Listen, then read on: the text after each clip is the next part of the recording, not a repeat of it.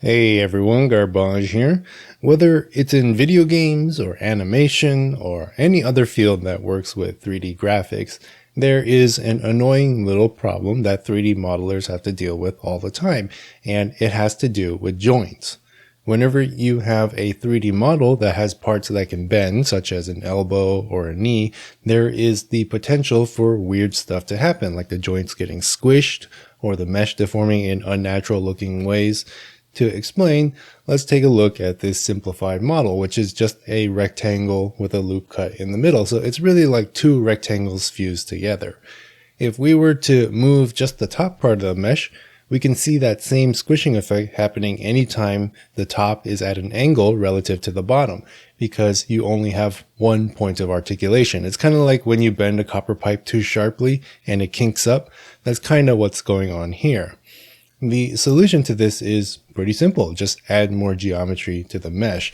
A very common technique for joints like elbows and knees is to add another loop cut on each side of the joint. That way, when you bend it, you don't have to deform each individual section as much in order to get the same angle, making for a much gentler curve.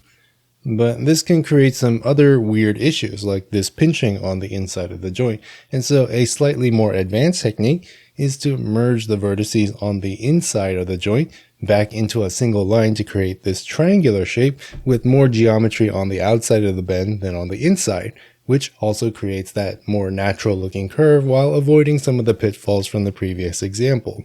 And you can get really fancy with it if you want. There's a bunch of different ways you can do joints. This is not the only way or even the best way. It's just a quick example. The main takeaway is that having more geometry gives you greater control over how the model looks and behaves. I don't think anybody is surprised by that. And in fact, this principle applies even in the real world. If you've ever seen medieval plate armor, you'll notice that there's extra plates around the elbows and knees to allow the joint to expand and contract so the wearer can comfortably bend their limbs.